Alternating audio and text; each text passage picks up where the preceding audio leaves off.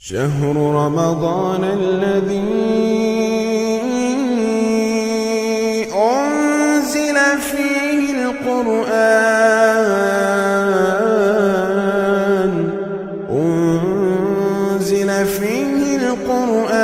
هدى للناس وبينات من الهدى والفرقان ومن الناس ما ولاهم عن قبلتهم التي كانوا عليها۔ یہاں سے ایک بات کہی جا رہی ہے کہ نبی کریم صلی اللہ علیہ وسلم جب تک مکہ میں تھے تو اس طرح کھڑے ہوتے تھے کہ کعبہ بھی سامنے ہوتا تھا اور بیت المقدس بھی، اور اصل قبلہ اور پہلا قبلہ بیت المقدس تھا۔ لیکن جب آپ مدینہ آ گئے تو اب یہ ممکن نہیں رہا، اس لیے کہ سائڈس چینج ہو گئی ہیں۔ تو آپ 16 یا 17 مہینے تک پہلے قبلے یعنی بیت المقدس کی طرف منہ کر کے نماز پڑھتے رہے، لیکن آپ کی تمنا یہ تھی کہ آپ کا قبلہ، مسلمانوں کا قبلہ خانہ کعبہ کو بنا دیا جائے۔ دیکھیں، تمنا دل میں ہے کہ قبلہ بدل دیا جائے، لیکن آپ زبان سے نہیں کہہ رہے ہیں۔ قد نرى تقلب وجهك في السماء، ہم یہ دیکھ رہے ہیں کہ آپ بار بار اپنے چہرے کو آسمان کی طرف اٹھاتے، یعنی آرزو یہ ہے کہ قبلہ بدل دیا جائے۔ زبان سے آپ نہیں کہہ رہے ہیں، لیکن بار بار آپ اپنے چہرے مبارک کو آسمان کی طرف اٹھاتے کہ میں تو یہ چاہتا ہوں کہ قبلہ بدل دیا جائے، مگر میرا رب کیا چاہتا ہے۔ یس کتنی عجیب بات ہے، نہیں کتنی عجیب بات ہے۔ میں یہ چاہتا ہوں کہ مسلمانوں کا قبلہ میرا قبلہ خانہ کعبہ بنا دیا جائے۔ آپ زبان سے نہیں کہہ رہے ہیں، بار بار آپ اپنے چہرے کو آسمان کی طرف اٹھاتے ہیں کہ میں تو یہ چاہتا ہوں کہ قبلہ خانہ کعبہ بنا دیا جائے، میرا رب کیا چاہتا ہے۔ اللہ تبارک و تعالی نے آپ کی اس آرزو کو شرف قبول بخشا اور فرمایا فَلَنُوَلِّيَنَّكَ قِبْلَةً تَرْضَاهَا فَوَلِّ وَجْهَكَ شَطْرَ الْمَسْجِدِ الْحَرَامِ، آپ اپنے چہرے کو خانہ کعبہ کی طرف پھیر دیجیے۔ اب قبلہ بدل دیا گیا۔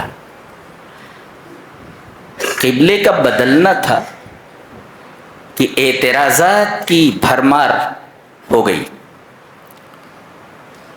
اعتراض کرنے والے 3 طرح کے لوگ تھے، مشرکین یعنی پیگنس، منافقین ہپوکریٹس، اور تیسرے جیوس یہودی۔ تو مشرکین، منافقین اور یہودی، یہ 3 اعتراضات کرنے والے تھے۔ کیا اعتراض تھا؟ یہ دیکھیں، اس جملے میں ہے ما ولاہم عن قبلتہم التی کانوا علیہا، جس قبلے پر مسلمان تھے کس چیز نے ان کو اس قبلے سے پھیر کر خانہ کعبہ کی طرف پھیرنے کا حکم دے دیا؟ یہ ان کا اعتراض ہے۔ کس چیز نے پھیر دیا؟ سبب کیا ہے؟ اللہ تبارک و تعالیٰ نے ارشاد فرمایا کہ ایسے اعتراضات کرنے والے بے وقوف ہیں، دے آر فولس۔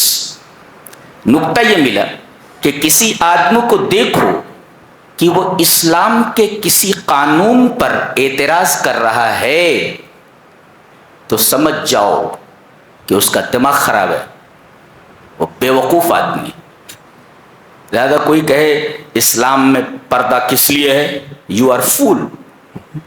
اسلام کا یہ قانون ایسا کیوں ہے، یو آر فول۔ قرآن حکیم نے کہا سفہا، یہ سفیہ کی جمع ہے، سفیہ مینس فول، تو سیقول السفہاء من الناس، تو آپ لوگوں کو کنفیوز ہونے کی، پریشان ہونے کی ضرورت نہیں ہے کہ اسلام کے کسی قانون پر کوئی اعتراض کر رہا ہے. آپ ہنس دیں اور کہیں کہ تمہارے بارے میں قرآن کہہ چکا ہے کہ یو آر فولس، تم بے وقوف لوگ. اور پھر اس کا تحقیقی جواب دیا جا رہا ہے، قل للہ المشرق والمغرب، مشرق بھی اللہ کا، مغرب بھی اللہ کا، مشرق بھی اللہ کا، مغرب بھی اللہ کا، تو وہ جس طرف چاہے تمہارے چہرے کو پھیرنے کا حکم دے دے، قبلہ بنا دے. تم کون ہوتے ہو اعتراض کرنے والے؟ نقطہ یہ ملا کہ ظاہر پرست جتنے ہوتے ہیں، ظاہر پرست، وہ اسی طریقے کے احمقانہ سوالات کرتے رہتے. یہ ظاہر پرستی ہے، اسے ذہن میں رکھا جائے. بہرحال قبلہ بدل دیا گیا. دوسرا اعتراض یہ آیا کہ جو لوگ بیت المقدس کی طرف منہ کر کے نماز پڑھتے ہوئے مر گئے، ان کو یہ قبلہ نہیں ملا، تو پہلا قبلہ غلط تھا، یہ قبلہ صحیح ہے. تو بیت المقدس کی طرف یعنی پہلے قبلے کی طرف منہ کر کے نماز پڑھتے ہوئے جو لوگ مر گئے، ان کی نمازوں کا کیا ہوا؟ یہ دوسرا اعتراض ہے. اللہ تبارک و تعالیٰ نے ایک جملے میں جواب دیا، وَمَا كَانَ اللَّهُ لِيُضِيعَ ایمانکم، اللہ تمہارے ایمان کو کیوں ضائع کرے گا؟ اللہ تمہارے ایمان، دیکھیں سوال یہ ہے کہ ہماری نمازوں کا کیا ہوا؟ جواب یہ ہے اللہ تمہارے ایمان کو ضائع نہیں کرے گا. نقطہ یہ ملا کہ نماز ایمان ہے. جی، آدمی جتنا اچھا نمازی ہے اس کا ایمان اتنا ہی اچھا ہے، اور جو نماز چھوڑ دے وہ اپنے ایمان پر نظر ثانی کرے کیا ایمان ہے یا نہیں ہے. کیا بتائیے، یہ قرآن حکیم کے اسرار ہیں. جی فَوَلِّ وَجْهَكَ شَطْرَ الْمَسْجِدِ الْحَرَامِ. اس کے بعد یہ فرمایا گیا وَكَذَلِكَ جَعَلْنَا، بہت غور سے سنا ہے، متوجہ ہیں، وَكَذَلِكَ جَعَلْنَاكُمْ أُمَّةً وَسَطًا، اے میرے رسول کے امتیوں، ہم لوگ صحابہ اور ہم ان کی راہ پر چلنے والے، ان کی ڈگر پر چلنے والے، سب کو خطاب کر کے کہا گیا ہم نے تم کو امت وسط بنایا. وسط مینس الافضل، بیسٹ آف آل. کیا وسط مینس؟ وہ بیچ کا نہیں کہ دو طرف کے بیچ میں جو ہوتا وہ وسط ہوتا ہے. یہاں الافضل مراد ہے، الافضل the best of all. تو وَكَذَلِكَ جَعَلْنَاكُمْ أُمَّةً وَسَطًا، ہم نے تم کو ایسی امت بنایا ہے جو سب سے افضل ہے، یعنی بیسٹ آف آل ہے. یہ اچھا، یہ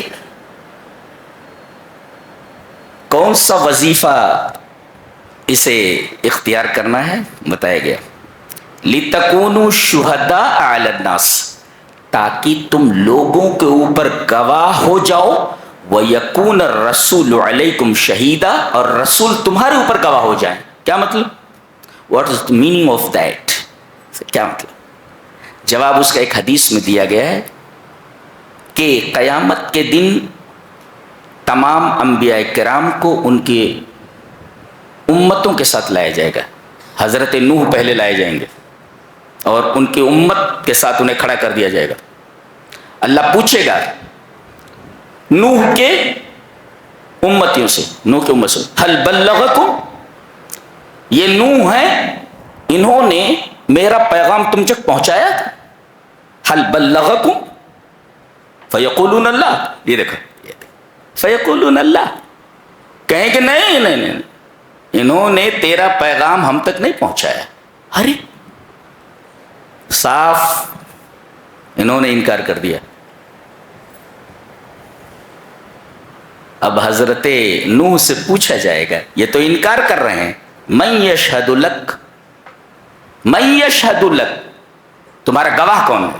اس لیے کہ البینۃ علی المدعی والیمین علی من انکر، جو دعویٰ کرے وہ دلیل لائے، تو دعویٰ حضرت نوح کا یہ ہے کہ ہم نے ہمارے رب تیرا پیغام ان تک پہنچا دیا تھا. یہ دعویٰ ہے, دعوے کی دلیل چاہیے. البینۃ علی المدعی من یشہد لک, گواہ کون ہے, ثبوت کیا ہے, پروف لاؤ. تو حضرت نوح کہیں گے کہ میں نے تیرا پیغام اپنی امت تک پہنچا دیا تھا, اس کی گواہی امت محمد دے گی. اللہ اکبر. اور پھر امت محمد کو لایا جائے گا. ہم گواہی دیں گے کہ ہمارے رب نوح پیغمبر نے تیرا پیغام اپنی امت تک پہنچا دیا تھا. پوچھا جائے گا ما علمکم بذلک, تمہیں کیسے پتا چلا, تم نوح کے زمانے میں تھوڑی ہو, آئی وٹنس نہیں ہو تم, آئی وٹنس نہیں ہو تم, اس لیے کہ نوح کے زمانے میں تم نہیں تھے تو تم آئی وٹنس کہاں ہوئے. اور ثبوت کے لیے آئی وٹنس ہونا ضروری ہے, دونوں کے زمانے الگ ہیں, تو کیسے تم گواہی دے سکتے ہو. وہ جواب دیں گے اخبرنا نبینا بذلک, ہمارے نبی نے ہمیں یہ بات بتائی ہے. گویا کہ نبی کی بات ایسے ہی ہے جیسے کہ آدمی نے اپنی آنکھوں سے دیکھا ہے. نبی کی ہر بات آئی وٹنس کے دائرے میں آتی ہے. اللہ اکبر. یہ ہے. اور امت محمد خاص طور سے صحابہ کرام اس میں سر فہرست ہیں, یہ عدول ہیں سب کے سب. صحابہ کرام کی اتباع واجب ہے, سب واجب الاتباع ہیں. اس لیے کہ گواہ کون ہوتا ہے, گواہ کون بنتا ہے, گواہی کون دیتا ہے, جو صادق ہو, سچا اور عدول ہو. اس سے صحابہ کرام کی عظمت پر استشہاد کیا گیا ہے. جی یہ عدول ہیں سب کے سب. اور پھر نبی بھی کہیں گے کہ میری امت صحیح کہہ رہی ہے. جی وَكَذَلِكَ جَعَلْنَاكُمْ أُمَّةً وَسَطًا لِتَكُونُوا شُهَدَاءَ عَلَى النَّاسِ وَيَكُونَ الرَّسُولُ عَلَيْكُمْ شَهِيدًا. سمجھ میں آیا؟ اس کے بعد ایک نکتہ بیان کیا گیا ہے, فَاسْتَبِقُوا الْخَيْرَاتِ, نیکی کے کاموں میں ریس کرو. چلو نہیں, ریس کرو. استباق کہتے ہیں ٹو ریس. ایک آدمی جا رہا ہے, اب آپ اس کے پیچھے دوڑیں اور اس کو پیچھے چھوڑ کر آگے نکل جائیں, اس کو کہتے ہیں استباق. ریس میں کیا ہوتا ہے, دوڑنے والے جتنے ہوتے ہیں, مقابلہ کرنے والے, ہر ایک دوسرے سے آگے نکلنے کی کوشش کرتا ہے. دیٹ از کالڈ استباق. فاستبقوا الخیرات. بعض اہل علم نے کہا من سبق فی الدنیا الی الخیرات فہو السابق فی الآخرۃ الی الجنات. جو دنیا میں نیکیوں میں سبقت کرے گا, پہل کرے گا, وہ سب سے پہلے جنت میں جائے گا. لہذا کوئی نیکی کا کام کر رہا ہو, واجب ہے آپ کے اوپر کہ اس کا ساتھ دیں, ریس کریں. اگر کوئی 10 روپیہ دے رہا ہے تو آپ 100 روپیہ دینے کی کوشش کریں, ریس کریں. آپ ریس کر رہے ہیں. فاستبقوا الخیرات. تو جو دنیا میں سبقت کرے گا خیرات میں, خیرات مانے نیکی کے کام, وہ جنت میں بھی سبقت کرے گا, یعنی سب سے پہلے جنت میں جائے گا. اللہ, یہ ذہن میں رکھا جائے. فاستبقوا. لہذا نیکیوں کے کام میں بڑھو نہیں, ریس کرو, ایک دوسرے سے آگے نکل جانے کی کوشش کرو. کیا کتاب ہے, پورا نظام حیات ہے, منہج شامل للحیات کلیہا. پوری زندگی کا ایک مکمل نظام دے دیا گیا ہے کہ ہمیں زندگی کس طرح گزارنی ہے. سبحان اللہ, ایسی کتاب دی گئی جس کو ہم نے تاقِ نسیاں پر رکھا. جی یہ صرف پڑھنے کی کتاب نہیں ہے, یہ سمجھنے کی کتاب ہے. بہت پڑھ لیے, بہت پڑھتے رہے, بہت سنتے رہے, لیکن سمجھ میں کچھ آتا نہیں. لہذا وہی رفتار بے ڈھنگی جو پہلے تھی وہ اب بھی ہے, اس لیے کہ ہم نے سمجھا ہی نہیں کہ کتاب کہہ کیا رہی ہے. دیوانوں کی طرح, پاگلوں کی طرح سن لیتے ہیں, بس ہے کیا وہ سمجھنا ہے. یہ جنتر منتر کی کتاب تھوڑی ہے, سن لی اور چلے گئے. ہدایت کی کتاب ہے, یہ اصولوں کی کتاب ہے, قوانین کی کتاب ہے. ایک آیت کو سمجھ لے 100 مرتبہ قرآن ختم کرنے سے بہتر ہے. جی جی ابن قیم نے کہا ہے, آگے بتائیں گے انشاءاللہ. جی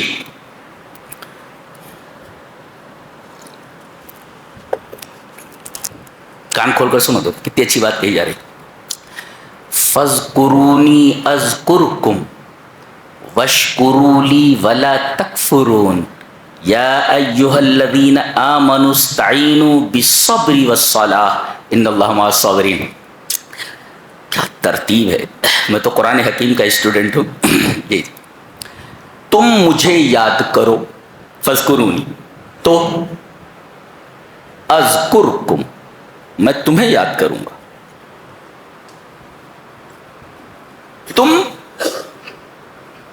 दुनिया में मुझे याद करो, मैं मलए आला में फरिश्तों के सामने तुम्हें याद करूंगा। कितनी बड़ी बात है। यह जिक्र का फायदा। एक आदमी हसन बसरी के पास आया और कहा, या अबा सईद अश्कु कसवत क़ल्बी, मुझे शिकायत है कि मेरा दिल बड़ा सख्त है, दिल सख्त हो गया मेरा, मुझे कसावत क़ल्ब का मरज लाहिक, दिल की सख्ती की बीमारी है। कौन सी बीमारी है? दिल की सख्ती, कसवत क़ल्ब की। कहा कि अज़िबहु बिज़्ज़िक्र, इसे अल्लाह के जिक्र के जरिए पिघला दे। कोई चीज सख्त हो जाए तो उसे पिघला दिया जाता है। तो अगर दिल सख्त हो जाए तो उसको पिघलाने के लिए जिक्र जरूरी है। अज़िबहु बिज़्ज़िक्र, अल-वाबिलुस सय्यिब, अल्लामा इब्न क़य्यिम रहमहुल्लाह ने अल-वाबिलुस सय्यिब के अंदर हसन बसरी का यह वाक़या नकल फरमाया है। तो दिल सख्त हो जाए तो अल्लाह तबारक व तआला का जिक्र करो। और जिक्र का फ़ायदा क्या है? तुम उसको याद करो, वो तुम्हें याद करेगा। तुम यहाँ याद करो, तुमसे बेहतर मखलूक के दरमियान वो तुम्हें याद करेगा। एक जिक्र। अच्छा, वशकुरूली वला तकफुरू, और मेरा शुक्र अदा करो, ना शुक्री ना करो। सवाल, जिक्र के बाद शुक्र क्यों आया है? पहले जिक्र बाद में शुक्र है। उलमा ने जवाब दिया है कि अज़्ज़िक्रु बव्वाबतुश शुक्र, जिक्र ये शुक्र का दरवाजा है। आदमी अल्लाह का जिक्र करे तो उसे शुक्र करने की तौफीक अता की जाती है। हाँ, अज़्ज़िक्रु बव्वाबतुश शुक्र, जिक्र ये शुक्र का दरवाजा है। आप शुक्र के घर में दाखिल नहीं हो सकते जब तक कि आप जिक्र न करें। गेट है वो, कौन? जिक्र, उसी से आप दाखिल। अज़्ज़िक्रु बव्वाबतुश शुक्र। और जब आप जिक्र करके शुक्र के घर में दाखिल हो गए तो अब जो शुक्र करता है उसके लिए क्या कहा गया? लइन शकरतुम लअज़ीदन्नकुम, तुम जितना शुक्र करोगे उतना हम तुम्हारे अंदर ज्यादती करते रहेंगे। ये देखो, जिक्र से मिला शुक्र और शुक्र से मिला इज़्दियाद नेमत, नेमत के अंदर ज्यादती। यह है तरतीब। फज़कुरूनी अज़कुरकुम वला वशकुरूली वला तकफुरून, ये जिक्र और शुक्र के दरमियान रब्त है। अब जिक्र, शुक्र और तीसरा सब्र आगे आ रहा है अगली आयत में। क्या बात है। पहले जिक्र और फिर उसके बाद शुक्र और उसके बाद सब्र। मैं कहता हूं ये तीन चीजें मिल जाएं आदमी की जिंदगी बन गई। जिक्र मिल जाए, शुक्र मिल जाए, सब्र मिल जाए, क्या चाहिए? इससे बड़ी नेमतें क्या हो सकती है? अल्लाह, क्या बात है, क्या बात है। किसी की तरह है, या अय्युहल्लज़ीना आमनुस्तईनु बिस्सब्र, भाई ईमान वालो सब्र से मदद तलब करो। जी, सब्र का मतलब क्या है? नेमत मिले तो शुक्र करो, और नेमत छिन जाए या नेमत कम मिले, थोड़ा मिले या ना मिले तो सब्र करो। तो मोमिन दोनों मामलात में, उसकी पांचों उंगलियां घी में और सर कढ़ाई में, मुसीबत हो तो सब्र करे और अगर नेमत मिले तो शुक्र करे, और दोनों में मोमिन का फायदा है। समझ? अब देखो बड़ी प्यारी बात, जहन की गहराइयों में इसको पैवस्त करो, डालो इसको, डीप एंड डीप डालो इसको। क्या? वो बश्शिरी साबिरीन, सब्र करने वालों को खुशखबरी दे दो। किस चीज की? अल्लज़ीना इज़ा असाबतहुम मुसीबा, जब सब्र करने वाले ऐसे हैं कि अगर इनको कोई मुसीबत पहुंचती है। मुसीबत किसे कहते हैं? What is मुसीबा? कुल्लु मा आज़ल मुमिना फहुवा मुसीबा, मोमिन को जो चीज तकलीफ पहुंचाए, हर چیز جو مومن کو تکلیف پہنچانے والی ہو وہ چیز مصیبت. تو جب انہیں کوئی مصیبت پہنچتی ہے تو کیا بولتے ہیں یہ؟ قالوا انا للہ و انا الیہ راجعون. پہلے یہ بولتے ہیں. پہلے ہم ان دونوں ٹکڑوں کا یہ جو دو جملے ہیں یہ انا للہ, it is the first sentence and second is wa inna ilayhi raji'un, contains two sentences. دیکھو, بے شک ہم اللہ کے ہیں, یہ لام تملیک ہے, یعنی ہم سب اللہ کی ملکیت ہیں. ملکیت ہے. میں کہتا ہوں کہ یہ میری ملکیت ہے, یہ دس ہینڈ کرچیف از مائن, یہ دستی میری ہے, اب میری ہے نا. اب میں اپنے اس ملک میں جیسا چاہوں تصرف کروں, اس کو پھاڑ کر پھینک دوں. جب میں میری ملکیت ہے تو I can do whatever I want. Who are you to question me? تم کون ہو تو سوال کرنے والے؟ یہ چیز میری ہے, یہ میری ملکیت ہے, تو I can do whatever I want. Who the hell are you to question me? تم کون ہو تو سوال کرنے والے؟ Who the hell are you? کون ہو تم؟ تو رب تعالی کی ہم ملکیت ہیں, اور اپنی ملکیت میں وہ جس طرح چاہے تصرف کرے. کہتے ہیں فلسطین کے بچے مر رہے ہیں, اگر اللہ رحیم ہوتا تو بس یہ who are you to question him? اللہ سے سوال کرتے ہو تم کون ہو؟ اس کی ملکیت ہے, جس طرح چاہے تصرف کرے. تم کون ہو؟ ارے بھائی میری دستی ہے, میں پھاڑ دوں, پھینک دوں اٹھا کر کے.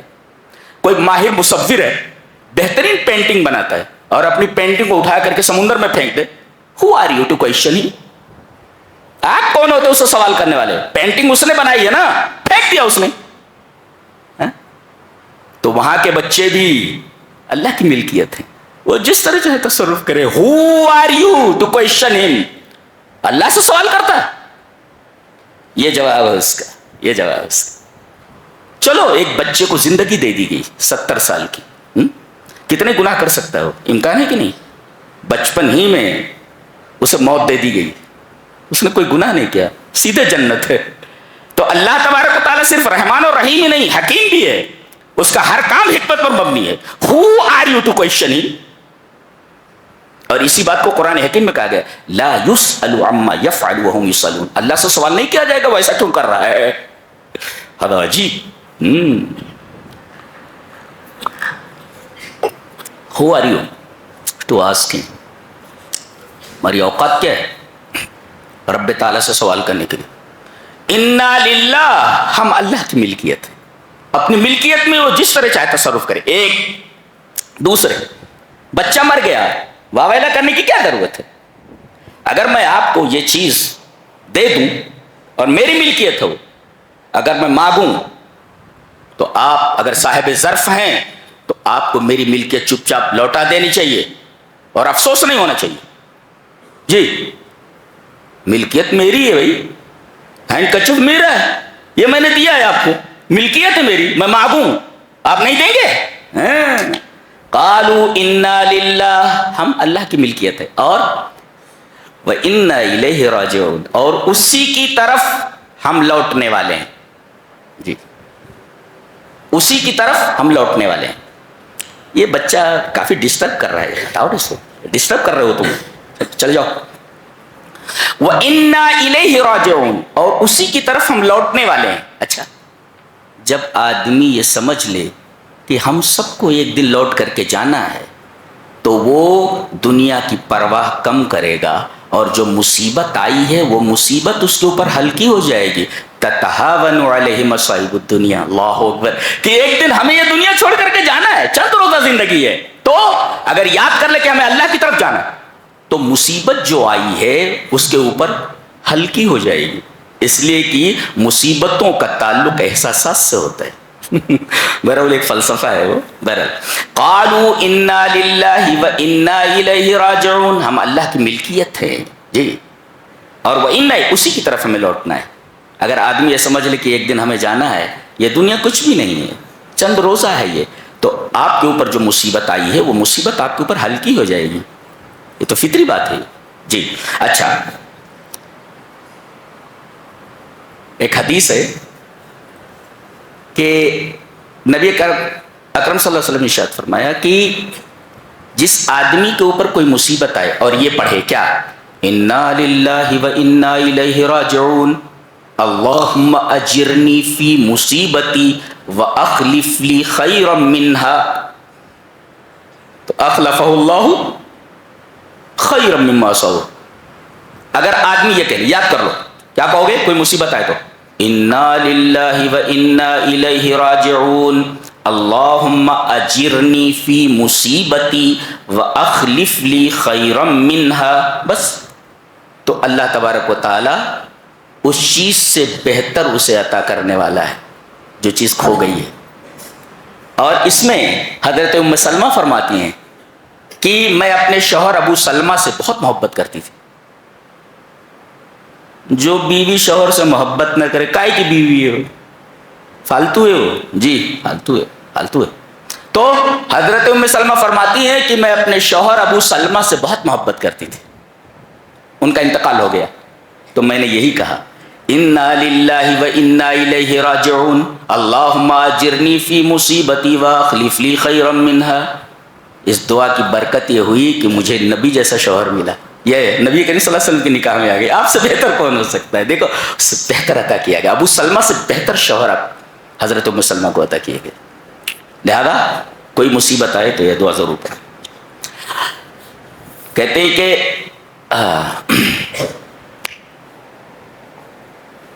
صابرین کو خوشخبری دے دو، انہیں 3 چیزیں ملنے والی، متوجہ ہیں پوری طرح؟ 3 چیزیں کیا ہیں؟ اولئک علیہم صلوات من ربہم، صلوات یہ پلیورل ہے، اس کا سنگولر ہے صلات، صلات میں الثنا تعریف جی، ورحمہ اور رحمت یہ تمہارا نام ہے، واولئک هم المہتدون ہدایت۔ اگر صبر کر رہا ہے ابھی تو 3 نعمتیں، ایک تو صلوات، دوسرے رحمت اور تیسرے ہدایت۔ یہ صلوات کیا ہے؟ صلات کا مطلب وہ تعریف ہے۔ اللہ تبارک و تعالیٰ فرشتوں کے درمیان اس کی تعریف نہیں، یہ سنگولر نہیں ہے، یہ پلیورل ہے، صلات تعریفیں کرتا ہے اللہ تبارک و تعالیٰ فرشتوں کے سامنے، صابرین کی۔ اور نقطہ یاد رکھو، جب اللہ فرشتوں کے درمیان اس کی تعریف کر رہا ہے تو اس کا مطلب ایسے آدمی کو اللہ کا قرب، اللہ کی نزدیکی حاصل ہے، ایک، اور دوسرے والرحمہ، اور جس کے اوپر رحمت ہو عذاب قریب نہیں آتا، 2، اور ہدایت جس کے پاس ہو گمراہی اس کے قریب نہیں آتی۔ تو صلوات سے اللہ کا قرب حاصل ہوا کہ اللہ کے قریب ہو گیا، اور رحمت سے عذاب سے نجات پا گیا، اور ہدایت سے گمراہی سے نجات پا گیا۔ یہ صابرین کے 3 انعامات ہیں، ذہن میں رکھو، اولئک علیہم صلوات من ربہم ورحمہ واولئک هم المہتدون۔ اور ایک عجیب بات کہی جا رہی ہے کہ جب بہترین استاذ ہوتا ہے تو پہلے اورل سمجھاتا ہے، 1/2 + 1/4 = اتنا اتنا اتنا، اس کا LCM نکال لو، یہ ہو، ایسا ہو گیا، ہو گیا۔ اب اورل تو بتا دیا، اب بورڈ پر لکھ کر کے بتاتا ہے، اس کو اس طرح حل کرو، اس طرح حل کرو، اس کو 1/2 + 1/4، 2 اور 4 کا پہلے LCM نکالو وغیرہ وغیرہ۔ آپ لوگ نئے نئے طریقے سیکھوں گے، ہم لوگ ایسے پڑھیں جی۔ تو ایسا بتائے گا اللہ تبارک و تعالی صابرین کی فضیلت بیان کرنے کے بعد بورڈ کے اوپر سمجھا رہا ہے جی، صبر کسے کہتے ہیں اور صبر کا پھل کیا ہوتا ہے۔ حوالے میں صفا اور مروہ کو ذکر کیا گیا، ان الصفا والمروہ من شعائر اللہ۔ صفا اور مروہ کو میں نے اللہ کے شعائر میں سے بنا دیا، اللہ کے شعائر ہے کہ یہاں اللہ کی ایک بندی کو اللہ کا خلیل چھوڑ کر چلا گیا تھا شیر خوار بچے کے ساتھ، چاروں طرف ریت ہی ریت، چاروں طرف پہاڑیاں ہی پہاڑیاں، پانی کہیں دکھ نہیں رہا ہے، کوئی آدمی نہیں دکھ رہا ہے، بے آب و گیاہ میدان ہے، اور بچے کو ہاجرہ کے حوالے کر کے حضرت ابراہیم جا رہے، پیچھے مڑ کر دیکھ بھی نہیں رہے، اس لیے کہ اللہ کا حکم ہے کہ وادی غیر ذی زرع میں چھوڑ کر کے آؤ اپنی بیوی کو اپنے بچے کے ساتھ۔ کیسا آدمی اللہ اور اللہ کا خلیل، جو بات کہی گئی سر تسلیم خام۔ ذرا کسی جنگل میں اپنی بیوی کو اپنے بچے کے ساتھ چھوڑ کر بتاؤ کہاں سے جگر لا ہو گیا ایسا؟ اللہ کا خلیل ہی ایسا جگر لا سکتا۔ جا رہے ہیں تو کہہ رہی کہاں جا رہے ہیں چھوڑ کر کے اس بے آب و گیا میدان میں؟ کہنے لگے اللہ کا حکم ہے۔ دیکھو یہ شوہر اللہ کا حکم، بیوی کہہ رہی اگر اللہ کا حکم ہے تو اللہ ہمیں ضائع نہیں کرے گا۔ اللہ اکبر، یہ بیوی اگر اللہ کا حکم ہے تو اللہ ہمیں ضائع نہیں کرے گا، اور ضائع اللہ اکبر تڑپتے ہیں ہم لوگ جانے کے لیے وہاں جہاں یہ عورت دوڑی ہے صفا اور مروہ پر، صفا سے مروہ، مروہ سے صفا، ہمیں صحیح کرنا پڑتا ہے جی عمرے میں اور حج میں۔ شاعر بنا دیا اللہ نے اسے سمجھ میں آیا؟ یہ ہے صبر کرنے والی۔ بچہ پیاسا ہے، پانی چاہیے، دوڑ رہی ہے، صفا پر جا کر کے دیکھتی ہے کہ کوئی قافلہ ہو، کہیں پانی نظر آ جائے، وہاں سے مروہ آتی ہے، دیکھتی ہے کہ اللہ اکبر کیا صبر ہے۔ یہ پریکٹیکل دکھایا گیا۔ سبحان اللہ، اولئک علیہم صلوات من ربہم بشر الصابرین۔ صبر دیکھنا تو اس عورت کو دیکھو اور اس کے شوہر کو دیکھو۔ ارے یہ تو چھوٹی بات تھی، کہا کہ بیٹے کو ذبح کرنا ہے تجھے، لو بیٹے کو ذبح کرنا ہے۔ کیا کلیجہ رہا ہوگا کہ بیٹے کو زمین پر گرا دیا اور چھری لے کر کے گردن پر رکھ دی۔ اتنی محبت کر سکتے اللہ سے؟ اللہ سے اتنی محبت کیسے کر سکتے کہ بیٹے کو زمین پر پٹک کر کے اس کی گردن پر چھری رکھتے ہوئے؟ کیونکہ اللہ کا حکم ہے۔ یہی چیز ہمارے درمیان ہے، ہمارے دلوں میں نہیں ہے۔ لات جوتے کھاؤ، پوری دنیا میں صرف لات اور جوتے کھا رہے ہو، تمہارے پاس کھونے کے لیے بچا کیا ہے؟ سب تو کھو چکے ہو قرآن حکیم کو چھوڑ کر کے، تمہارے پاس سب کچھ ہے سوائے قرآن کے، کھونے کے لیے بچا کیا ہے؟ تمہاری اوقات کیا ہے پوری دنیا میں؟ کوڑی کی اوقات نہیں ہے، کوڑی کی، اس لیے کہ تم نے قرآن کو سینے سے نہیں لگایا۔ سمجھ گئے جی؟ یہ ہے کوڑی کی اوقات نہیں۔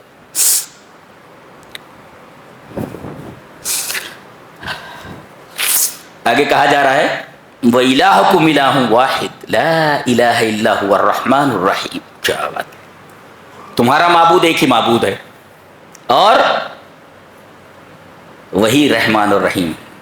دیکھو یہاں الہ کہا گیا پھر رحمان الرحیم کہا گیا، اس کا مطلب ہے معبود وہی ہوتا ہے جو رحم کرنے والا ہو، یعنی الوہیت کو بغیر رحمانیت اور رحمیت کے سمجھا ہی نہیں جا سکتا۔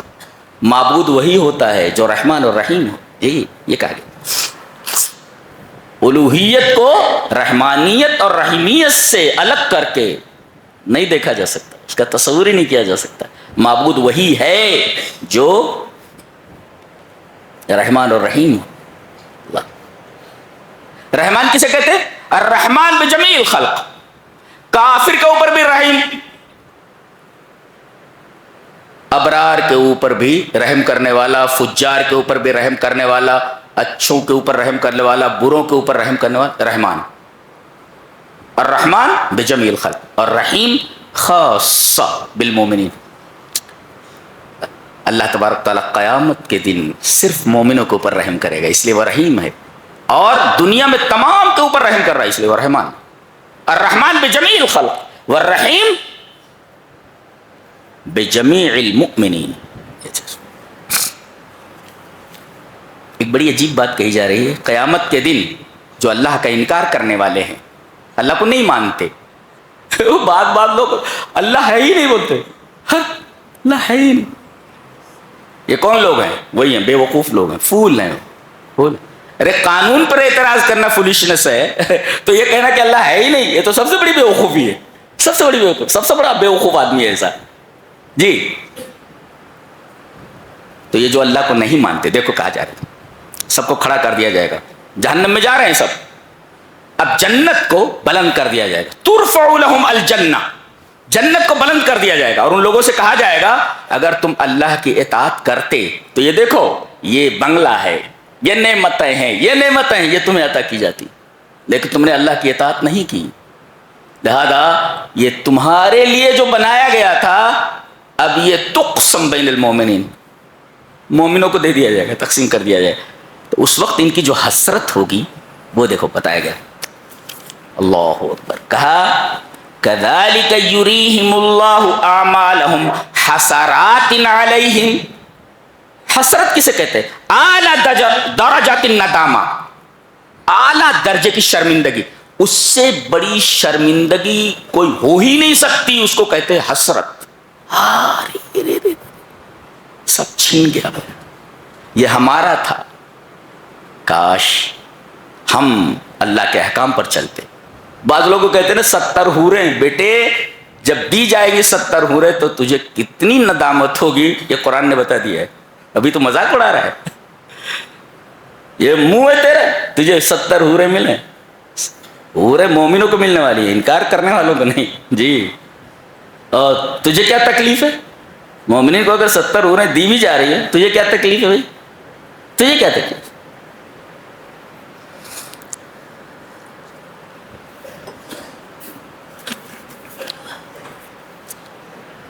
اس کے بعد یہ رمضان کا مہینہ ہے، اس کے بارے میں بات کی جا رہی۔ یا ایھا الذین آمنوا کتب علیکم الصیام، ایک ہوتا ہے کتب لکم، یہ میں عام بات نہیں کرتا، وہ سب تقریر میں سنتے رہتے ہیں آپ جی۔ کتب لکم ایک کتب علیکم، یہ دونوں قرآن میں ہیں۔ ادخلوا الارض المقدسۃ التی کتب لکم، کتب لکم لا لا، اور یہاں کتب علی، تو ما الفرق بین کتب علی و کتب لا؟ ہونا کا یہ فرق ہے، اس لیے کہ کتب علی کا مطلب ہوتا ہے جس میں مشقت ہو، روزہ رکھنے میں ظاہر ہے کہ مشقت ہے، مشقت، اور کتب لکم جب کہا جائے اس میں آسانی ہے۔ عربی زبان بھی کتنی رچ لینگویج ہے، کتنی رچ لینگویج جی۔ اور یہ روزے صرف تمہارے اوپر فرض نہیں کیے گئے ہیں، تم سے پہلے لوگوں کے اوپر بھی فرض کیے گئے تھے۔ نکتہ کیا ملا؟ نکتہ یہ ملا اگر ہم روزہ رکھ رہے ہیں تو جتنے بھی روزہ دار ہیں ہم ان کی صف میں داخل ہو چکے ہیں، اس زمرے میں ہیں۔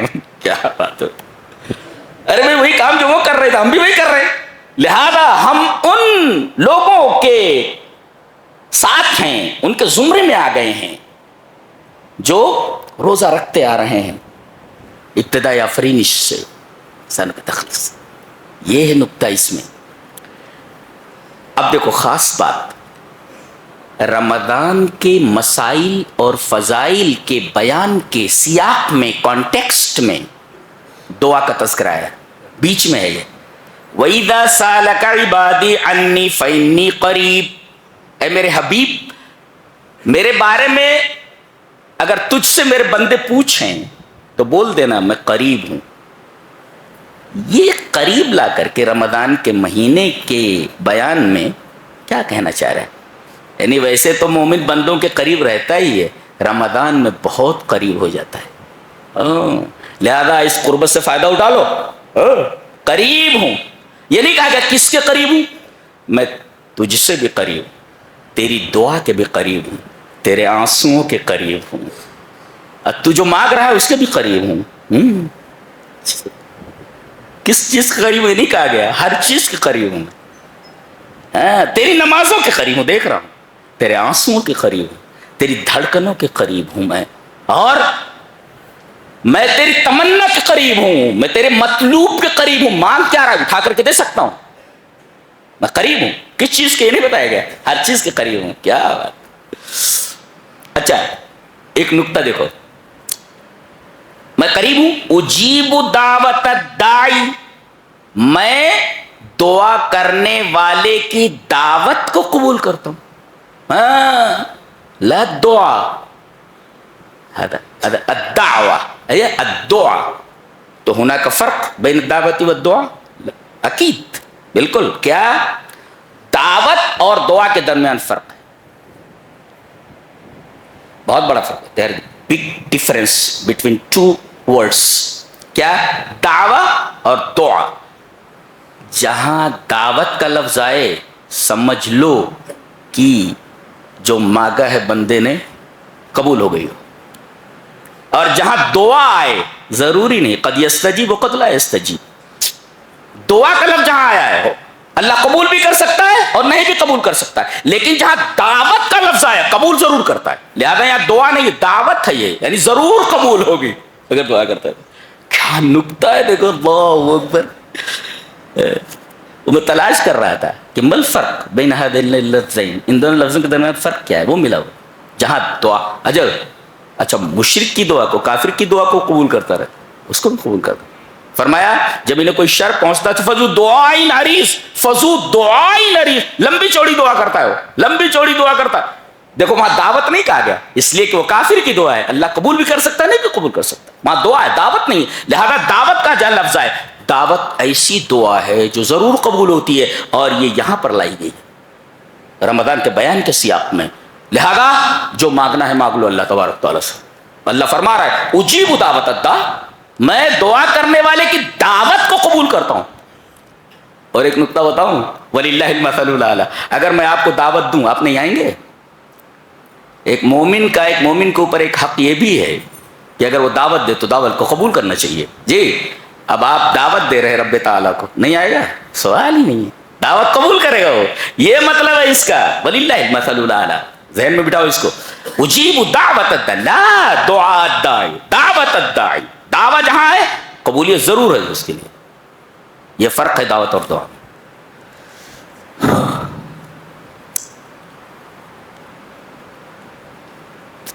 اس کے بعد کہا گیا ہے اس میں ایک عمل بڑا اچھا ہے, اعتکاف. جی وَأَنْتُمْ عَاكِفُونَ فِي الْمَسَاجِدِ قَالَ ابن تیمیہ فَلَا اعتکاف إِلَّا فِي الْمَسَاجِدِ. ابن تیمیہ نے فرمایا اعتکاف صرف مسجد میں ہوتا ہے. بعض مسالک میں عورتیں اپنے گھروں میں اعتکاف کرتی ہیں, هذا لا يجوز, اعتکاف نہیں ہوتا اس میں. ہاں مسجدوں میں اگر پردے کے ساتھ انتظام ہو تو عورتیں مسجد میں اعتکاف کریں. فتنے کا خوف ہو چھوڑ دیں, سنت ہے, فرض تو ہے نہیں. جی نیت کر لیں ثواب مل جائے گا انشاءاللہ. تو ایک چیز یہ ہے اعتکاف. اچھا اعتکاف سنت کیا ہے؟ رمضان میں آخری عشرے کا 10 دن یہ سنت ہے. کیا آدمی 1 گھنٹے 2 گھنٹے کا طواف کر سکتا ہے؟ جی ہاں, هذا يجوز, جائز ہے. حضرت یعلا ابن امیہ کی روایت موجود ہے مصنف عبد الرزاق میں صحیح سند کے ساتھ کہ انی لامکث فی المسجد الساعة ولا امکث الا لاعتکف. جی میں مسجد میں ٹھہرتا ہوں 1 گھنٹہ, اور میں نہیں ٹھہرتا ہوں مگر اس لیے کہ اعتکاف کروں. یہ روایت بتا رہی ہے کہ 1 گھنٹے کا بھی طواف ہو سکتا ہے, لیکن رمضان میں مسنون طریقہ طواف کا یہ ہے, اس کا اعتکاف کا یہ ہے کہ آدمی 10 دن مسلسل اعتکاف کرے.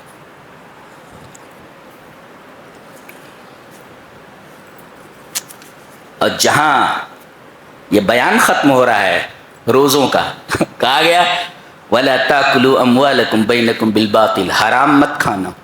جی رمضان کا بیان جہاں ختم ہو رہا ہے وہاں یہ کہا جائے حرام مت کھانا. پتہ یہ چلا جو حرام خور ہیں ان کا روزہ قبول نہیں ہوتا. جی حرام چیز سے پرہیز کر, یہ روزہ ہے. آگے حج کا بیان آ رہا ہے. الحج اشہر معلومات, حج کے مہینے معلوم ہیں. معلومات عند العرب, عرب جانتے تھے کہ وہ کون سے مہینے حج کے, شوال, ذی قعدہ اور لیال من ذی الحج, ذی الحج کی 10 راتیں اور پورا مہینہ شوال کا اور یہ پورا ذی قعدہ. شوال, ذی قعدہ, لیال عشر من ذی الحج. نبی کریم صلی اللہ علیہ وسلم نے فرمایا حج سبھی کو جاتے ہیں، حج مبرور جسے مل گیا تو اس طرح لوٹتا ہے جیسے بچہ جو اپنی ماں کے پیٹ سے نکلا ہوا ہو، کہ اس کے اوپر کوئی گناہ نہیں ہوتا۔ سوال یہ کہ حج مبرور کسے کہتے ہیں؟ حج مبرور، حج مبرور کے بارے میں اہل علم کہتے ہیں کہ الحج المبرور ہوا ان یرجع صاحبہ زاہدا فی الدنیا راغبا فی الاخرہ۔ حج کر کے اگر آدمی لوٹتا ہے اور دنیا سے دل کم لگاتا ہے اور آخرت کے کام زیادہ کرتا ہے تو سمجھو حج مبرور ہے۔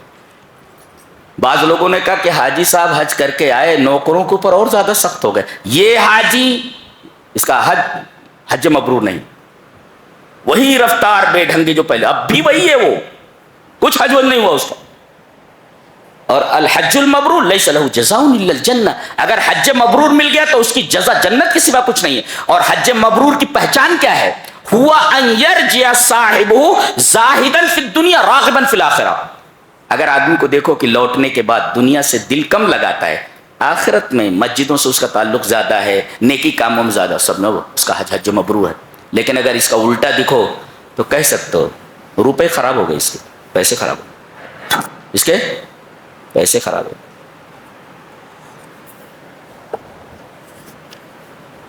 جی اس کے بعد کہا گیا اچھا حج کرنے کے لیے نکلتے تھے زمانے جاہلیت میں تو بھیک مانگتے رہتے تھے، راستے میں بھیک مانگتے رہتے تھے۔ بھیک مانگنا کبھی فیل ہے، ارے بھائی پیسہ ہو توشہ ہو تو جاؤ نا، سفر کے لیے اخراجات تمہارے پاس ہو تو جاؤ، یہ بھیک مانگتے ہو جاتے تھے۔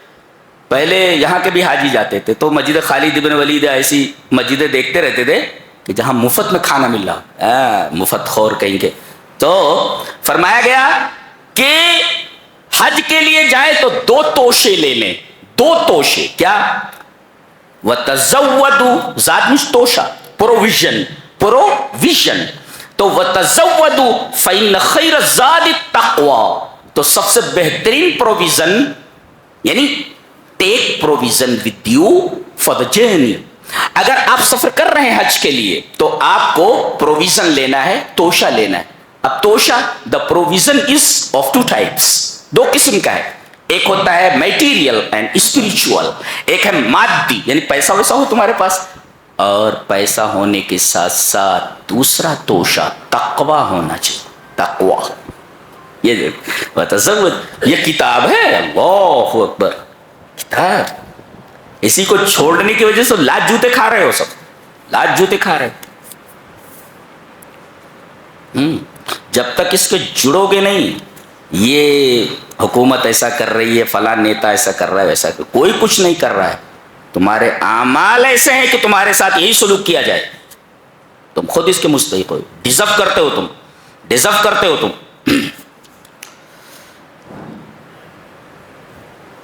بہت عجیب و غریب اصول، یسألونک عن الخمر والمیسر، یہ شراب اور جوئے کے بارے میں سوال کرتے ہیں، تو آپ کہہ دیجیے فیہا، کیا کہتے ہیں کہ فیہا اثم فیہما اثم کبیر ومنافع للناس، شراب میں اور جوئے میں منافع زیادہ ہے، یہ منفعتن کی جمع ہے، منافع جمع منتہی الجموع، بہت سارے فائدے ہیں کس میں؟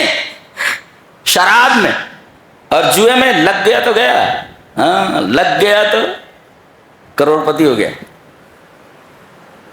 کہا کہ منافع ہیں لیکن اسم کبیر، دیکھو اسم واحد ہے گناہ اور منافع پلیورل ہے، یعنی گویا کہ اس پلیورل کو سنگولر کے مقابل میں لایا گیا، گناہ واحد اور منافع پلیورل۔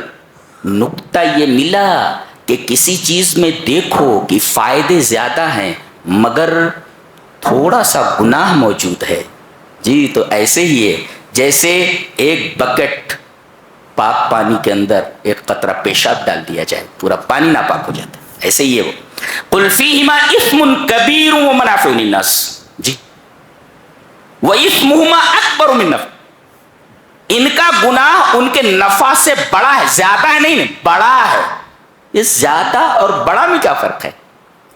یعنی ان دونوں کا گناہ زیادہ ہے ان کے نفع سے، یہ نہیں بڑا ہے ان کے۔ پتہ یہ چلا کہ یہ نہ دیکھا جائے کہ زیادتی کیا ہے، یہ دیکھا جائے کہ اس کا وزن کیا ہے، اس کی سنگینی کیا ہے. اللہ اکبر، یہ سنگینی کیا ہے. تو منافع کسی چیز میں زیادہ ہوں منافع، لیکن اس کے اندر اگر کوئی حرام کام آ گیا، کوئی گناہ کی چیز آ گئی، تو منافع کو چھوڑ دیا جائے، تمام منافع کو چھوڑ دیا جائے. جی ایسے تمام دھندوں کے لیے یہ اصول ہے. کسی دھندے میں بہت زیادہ منافع ہیں مگر اس میں تھوڑا گناہ بھی ہے، پورے دھندے کو چھوڑ دیا جائے، اس لیے کہ یہ اس پانی کی طرح ہو گیا جو بکٹ میں ہے اور اس میں ایک قطرہ پیشاب ڈال دیا گیا. اس کے بعد کہا گیا کہ کوئی مومن لڑکا کسی کافرہ اور کسی مشرکہ لڑکی کو بھگا کر نہیں لے جا سکتا، شادی نہیں کر سکتا اس سے، جائز نہیں ہے. کہتے ہیں فلاں قوم کی ہے اور فلاں جو ہے سیکٹ کی ہے وغیرہ وغیرہ، تو ہم سے شادی کر لیتے ہیں. لا لا لا لا یجوز. ولا تنکحوا المشرکات حتی یؤمن، جب تک ایمان نہ لے آئے تب تک شادی کرنا جائز نہیں.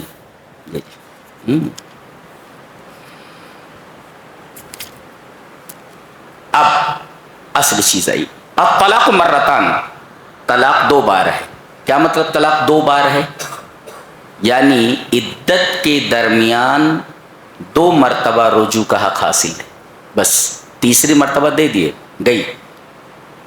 الطلاق مرتان، آپ نے طلاق دے دیا، اب عدت میں ہے. اب اس عدت میں اسے، عدت کتنی ہے؟ 3 حیض. اس عدت کے دوران اگر آپ رجوع کر لیتے ہیں، ٹھیک ہے، دوسری مرتبہ آپ نے طلاق دے دی، پھر رجوع کر لیتے ہیں، اب یہی 2 مرتبہ ہے رجوع کا حق. تیسری مرتبہ آپ نے دے دیا، طلاق مغلظہ ہے، نکل گئی. اور طلاق کا ایک ہی طریقہ ہے سنت کا. کیا؟ جب وہ پاک ہو، پاکی کی حالت میں اسے طلاق دے دیا جائے یہاں تک کہ اس کی عدت جو 3 ہے سے ختم ہو جائے، بس. اب جیسے ہی اس کی عدت ختم ہوئی وہ کہیں بھی شادی کر سکتی ہے، اور اگر آپ اس سے پھر شادی کرنا چاہیں کر سکتے ہیں آپ. جی کیسے؟ پھر سے نکاح پڑھا لیں اور اسی طریقے سے نئی مہر کر لیں.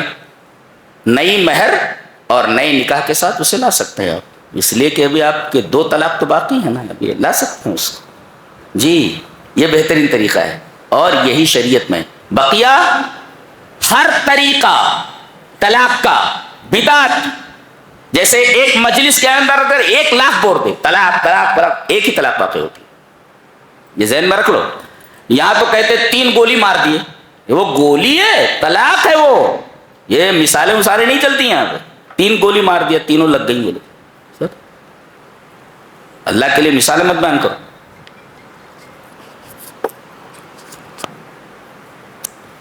اور حلالہ لکھ لو، نوٹ اٹ ڈاؤن، اس کو اچھی طرح لکھ لو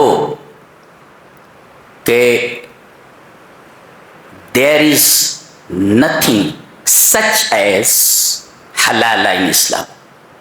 اسلام میں حلالہ جیسی کوئی چیز ہے ہی نہیں. حلالہ ہے ہی نہیں اسلام میں. لوگ مذاق اڑاتے ہیں جبکہ اسلام کا کوئی تعلق ہی نہیں حلالہ سے. جی حلالہ ہے ہی نہیں سرے سے اسلام میں. لکھ لو، نوٹ اٹ ڈاؤن. اسلام میں حلالہ ہے ہی نہیں. ایک عورت مطلقہ ہو گئی، طلاق دے دیا آپ نے، اب عدت سے نکل گئی، اس کی شادی ہو گئی، کہیں اپنی مرضی سے شادی ہو گئی اس کی، اور اس کے بعد اب وہ شوہر طلاق دے دیتا ہے کسی وجہ سے، اب آپ کے لیے جائز ہے. یہ ہیلا کر کے کہ طلاق دینے کے بعد خود کسی سے کرواؤ اور کہہ دو 2 دن کے بعد اسے طلاق دے دینا، اس کا تصور اسلام میں نہیں. حلالہ ہے ہی نہیں اسلام میں. نوٹ کرو اس کو. مذاق اڑاتے ہیں اسلام میں حلالے کا، حلالہ ہے ہی نہیں. یہ جن لوگوں نے اس کو صحیح کہا ہے انہوں نے اسلام کا مذاق بنایا ہوا ہے. دوسرے لوگوں کو اعتراض کا موقع اس وجہ سے مل رہا ہے. حلالہ اسلام میں ہے ہی نہیں. اور طلاق کا ایک ہی طریقہ ہے، پاکی کی حالت میں 1 طلاق دے کر چھوڑ دیا جائے یہاں تک کہ 3 حیض گزر جائیں. مطلقہ کی عدت 3 حیض. اور جس کا شوہر مر جائے، متوفی عنہا زوجہا، آگے آ رہا ہے، اس کی عدت 4 مہینہ 10 دن. جی یہ ہے. اور اگر خلا کرانے والی ہو، خلا کا مطلب ہوتا ہے شوہر پسند نہیں، بگاڑ کہتی ہے بھائی میری جان چھوڑ دو, میں تیرے ساتھ نہیں رہ سکتی, اس کو کہتے خلا. اب اگر شوہر طلاق نہیں دے رہا ہے, جی یہ کہہ رہی خلا کر, میں تیرے ساتھ نہیں رہ سکتی, خلا مانگ رہی ہے, اور وہ خلا نہیں دے رہا ہے, تو جہاں اسلامی شریعت ہے وہاں قاضی فیصلہ کر دیتا ہے. ہندوستان میں اس طریقے کا ماحول نہیں ہے, لہذا شہر کے سربراہ اردہ لوگ ایک ساتھ بیٹھیں گے اور تمام سربراہ اردہ لوگ مل کر کے اس نکاح کو فسخ کر دیں گے, نکاح فسخ ہو گیا. یہ طریقہ ہے. جیسے یہ ہمارے اہل حدیث بھائیوں میں اس طریقے کا اللہ نہ کرے کوئی مسئلہ آ گیا, لڑکی کا سامنے والا جو ہے یہ خلا لینا چاہ رہی ہے اور وہ خلا نہیں دے رہا ہے, تو یہاں کے جو معتبر لوگ ہیں, باس اور رسوخ لوگ ہیں, وہ بیٹھے اور تمام لوگ مل کر کے کہتے ہیں نکاح فسخ کیا جاتا ہے, نکاح فسخ ہو جاتا ہے. جی اچھا, اب لڑکے نے جتنا دیا ہے اس سے زیادہ لے سکتا ہے کیا؟ لا لا لا لا یزداد, ابن ماجہ کی روایت ہے, جتنا دیا ہے اتنا لے لے, جتنا دیا ہے اتنا لے لے. لڑکی سے مہر میں جتنی مہر ہے اتنی لے لے, لا یزداد, زیادہ نہیں مانگ سکتا, زیادہ لینا جائز نہیں ہے. اور لڑکی والوں نے لڑکے والوں کو جو کچھ دیا ہے وہ بھی نہیں لے سکتے, اس لیے کہ وہ ہبہ ہے, اور ہبہ العائد فی ہبتہ کالقلب یعود فی قیہ, تحفہ دے کر کے اسے واپس کرنا لینا ایسے ہی ہے جیسے کتا اپنی قے کرنے کے بعد دوبارہ اسے کھا لیتا ہے, یہ بھی ممنوع. لڑکی والوں نے جو دیا ہے لڑکی کو اتنا ہی ملے گا جو مہر ہے, اس سے زیادہ نہیں. اور لڑکی والوں نے لڑکے کو جو کچھ دیا ہے وہ تحفے میں دیا ہے, نہ لیں اس کو, لینا درست نہیں, لینا جائز نہیں. مہر سے زیادہ لڑکا نہیں لے سکتا, لا یزداد, ابن ماجہ کی روایت ہے. اور لڑکی والوں نے جو کچھ دیا ہے وہ ہبہ ہے, وہ بھی نہیں لے سکتے. اس کی عدت کتنی ہے مختلعہ کی, جو خلا کر ایک حیض ہے, ونلی ایک حیض گزر جائے اس کی عدت ختم ہو گئی. اچھا, عدت کے درمیان, عدت کسے کہتے ہیں؟ عدت جب تک ہے تب تک دو کام نہ کرے, جی دو کام نہ کرے.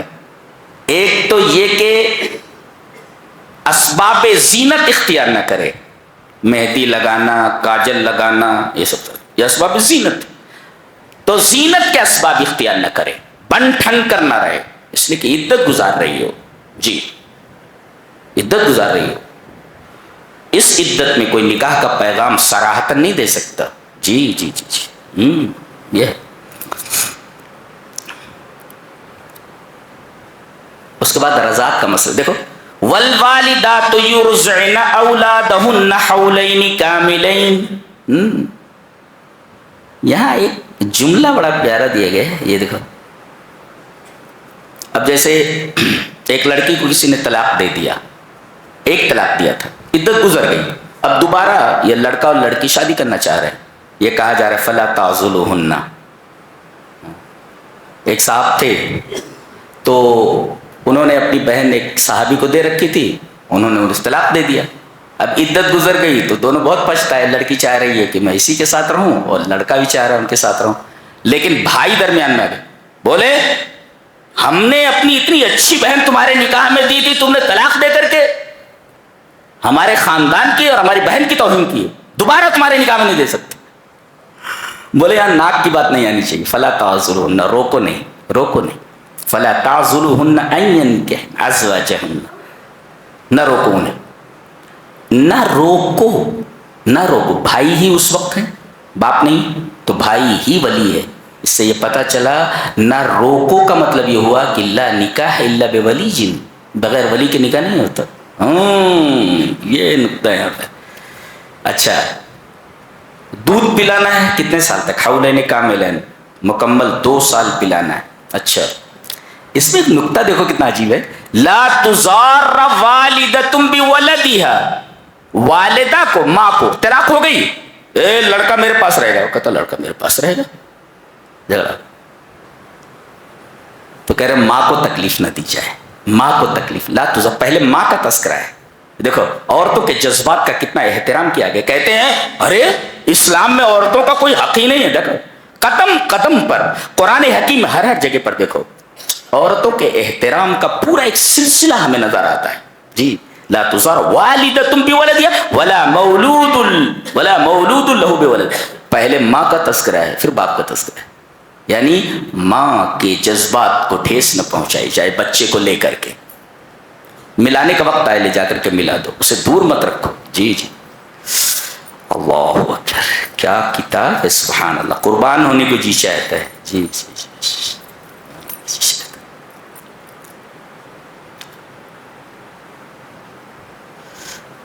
آگے بیان کیا جا رہا ہے کہ بنی اسرائیل جو تھے یہ جب اللہ کے احکام سے روگرداں ہوئے تو اللہ تعالیٰ نے عمالقہ کو, ایک قوم ہے بہت طاقتور قوم, ان کو اوپر مسلط کر دیا.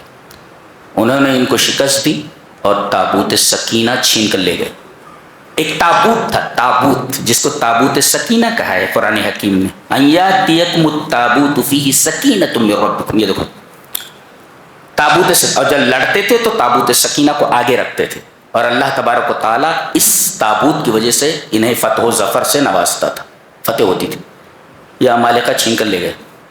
بہت روئے گڑ گڑائے, وقت کے نبی کے پاس آئے اور کہا کہ کچھ کیجئے, کسی کو ہمارا کمانڈر ان چیف بنا دیجئے, بادشاہ بنا دیجئے, ہم اس کے ساتھ رہ کر کے عمالقہ سے لڑیں گے.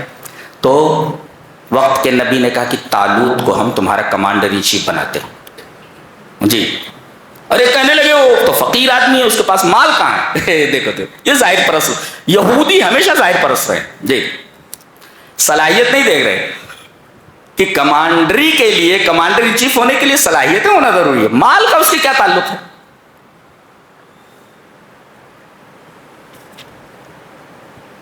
کہنے لگے انا یکون له الملک علینا, ہمارے اوپر اسے کمانڈر کیسے بنا سکتے ہیں. ونحن احق بالملک منه ولم یؤت سعۃ من المال, اس کے پاس مال ہی نہیں, فقیر آدمی طالوت. قال ان اللہ اصطفاہ علیکم وزادہ بسطۃ فی العلم والجسم. اس کے پاس لڑائی کا ٹیگ بھی ہے اور طاقتور بھی ہے. یہ دو چیزیں جو مطلوب ہیں لڑائی کے لیے وہ اس کے اندر موجود ہے. نقطہ یہ ملا کہ جو جس صلاحیت کا مالک ہو اس کو وہی عہدہ دیا جائے. اب کسی سبزی بیچنے والے کے ہاتھ میں آپریشن تھیٹر کا ٹیبل دے دیا جائے, کیا کرے گا, مریض کو مار ڈالے گا. تو جو جس صلاحیت کا مالک ہو اس کو اسی عہدے پر رکھا جائے. جی جی بہت سارے لوگ وہ ڈونیشن وغیرہ دے کر کے اسکولوں میں گھسے ہوئے ہیں اور پڑھانے کا طریقہ بالکل نہیں, کچھ آتا جاتا نہیں ان کو. بہت سارے لوگ ایسے گھسے ہوئے. تو بتایا گیا وزادہ بسطۃ فی العلم والجسم, جسم بھی اور علم بھی. بہرحال کہا کہ علامت کیا ہوگی ان کی بادشاہت کی, ہم کو علامت چاہیے. ظاہر پرست ہے. کہا کہ علامت یہ ہوگی کہ فرشتے اٹھا کر کے تابوت سکینہ کو طالوت کے گھر کے سامنے رکھ دیں گے. لا کر کے فرشتوں نے رکھ دیا. ہاں اب یہ ظاہر پرست تھے. انہوں نے ایک دفعہ کہا بھی لن نؤمن لک حتی نری اللہ جہرۃ, ہم اللہ پر ایمان لا ہی نہیں سکتے جب تک کہ ہم اپنی آنکھوں سے نہ دیکھیں. یہ ظاہر پرستی ہے. یہ یہود یہ ہمیشہ ظاہر پرست رہے, یہ ظاہر پرست رہے. رکھ دیا گیا لا کر کے تابوت سکینہ. تابوت کا اچھا ٹھیک ہے آپ کمانڈر ان چیف بنا دیے گئے. یہ تابوت سکینہ اس سے تبرک حاصل کرتے تھے. ہمارے ہاں تبرک کے بہت سارے سلسلے ہیں. نالین مبارک, قدم مبارک, پنجہ مبارک اور نہ جانے کتنی کتنی مبارکات. یاد رکھیں اصول. نبی خالی نبی جیسے ہمارے نبی جناب محمد رسول اللہ صلی اللہ علیہ وسلم بدنہ الشریف, آپ کا بدن مبارک, او لامس جسدہ الشریف, اور جس چیز کو آپ کے بدن سے ملامست حاصل ہوئی. مثلا نبی کریم صلی اللہ علیہ وسلم کے بدن سے, آپ کے بدن سے تبرک حاصل کیا جا سکتا ہے. جی جب آپ بال کٹواتے تو لوگ بال لیتے تھے تبرک. بعض عورتیں آپ کا پسینہ لے لیتی تو خوشبو کے طور پر استعمال. اللہ اکبر, ہمارا نبی کیسا تھا. اللہم صلی علی محمد وعلی آل محمد کما صلیت علی ابراہیم وعلی آل ابراہیم انک حمید مجید. اللہم بارک علی محمد وعلی آل محمد کما بارکت علی ابراہیم وعلی آل ابراہیم انک حمید مجید. ہم لوگوں کے پسینوں سے درگندھ آتی ہے, گندگی, بو آتی ہے.